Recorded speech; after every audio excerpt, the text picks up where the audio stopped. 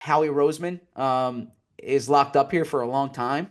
There hasn't been like a formally announced Howie Roseman contract extension. I know the Eagles have been especially cryptic in the past with Howie Roseman contract extensions. And this is something that when it came out a few years ago, like I don't think that's something that they really wanted out there sometimes. It's And so so silly. what's interesting, Why Yeah. it's so unfair. yeah, so it is on because player stuff is very much out Right. there. And Like, I why does their think business get to be private? so I think if I had to speculate here, and I could be Does he wrong, and negotiate his own you know, deal? I might get a no, I think he has an I'm agent for kidding. that. But I might get an angry text later for saying this if they're watching 54 minutes into the show. But It's good um, retention rate. yeah, seriously, hey, we juice up those analytics. We talk sometimes, like take the 2022 season about if you paid I'm sorry, if you paid Kaiser White, what does that say to TJ Edwards? You paid TJ Edwards, what does that say to Kaiser White? There's often this idea that like the coach and the quarterback are, I'm sorry, the coach and the GM are congruent in terms of timelines. A matter of fact, the last time the Eagles publicly announced a coach contract extension and a GM contract extension, then it was after the last Super Bowl, 2018 offseason, because I was actually looking at that offseason today, prepping for the show. They announced Doug Peterson and Howie Roseman contract extensions on the same day.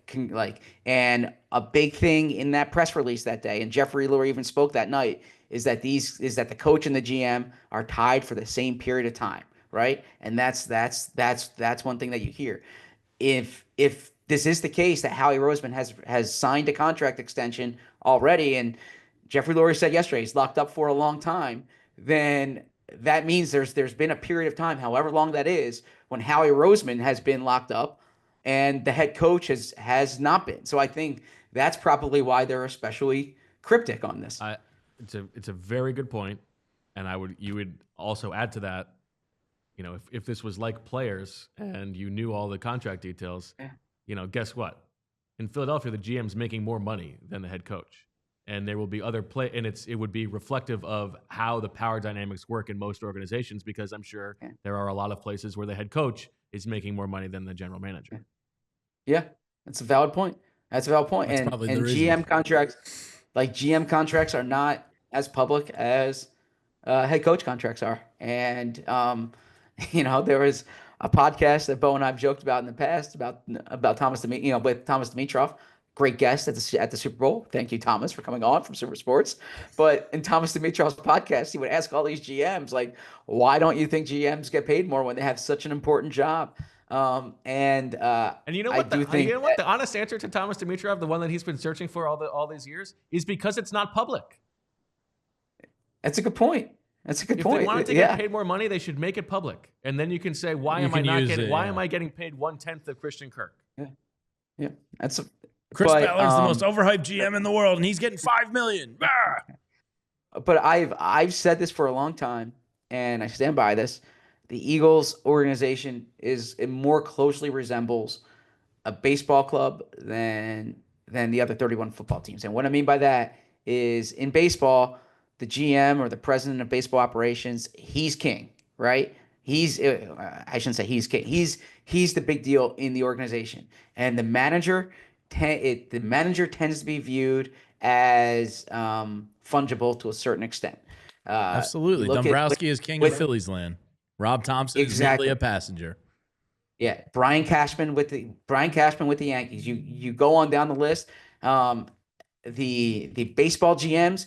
Everyone knows the baseball GM, or if you're a baseball fan, you know the baseball GMs. You might not know the baseball managers, right? And it's kind of been, even though the baseball manager talks twice a day and is like the public face there, the GM is in charge. And we've said it that most NFL franchises are coach centric organizations. The Eagles are very much a GM centric organization, and it's a model that they've used now going back to 2016. And at one point, it was when there was more skepticism about Howie. It was kind of viewed as like Howie put it this way to protect himself. But I think now if if you gave Jeffrey Lurie truth serum, I think he would say Howie Roseman will be harder to replace than Nick Sirianni. Absolutely. And I say that because they've won a Super Bowl with 2 different head coaches.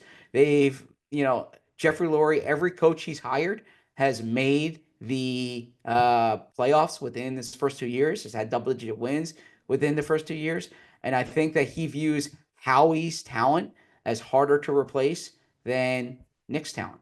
And you're often, in every line of work, you're paid based on how replaceable you are. Like the reason why Christian Kirk gets paid more than GMs is because it's harder to find someone who runs fast and catches the ball that well than it is to find a GM. So often.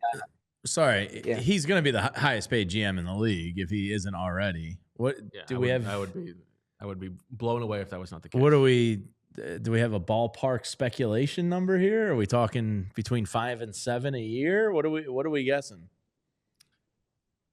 I think we're probably getting irresponsible here. Well, that's why I'm here. You guys are the journalists. I'm the idiot. Yeah. I don't want to put a number out without knowing. All right, I'll guess. I would say 6. All I will say is I would go up from that. 8. All right. Maybe. It's good. It's a good gig. Maybe. Good gig.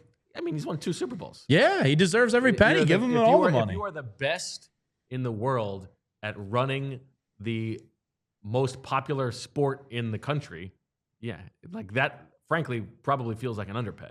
Give him 2% of the franchise for all I care. I don't give a damn. I don't think Keep that man. Yeah. Yeah, I think. I mean, I can tell you 2%. I can tell you what 2% the franchise is worth because we know the franchise is valued at $8.25 billion, right?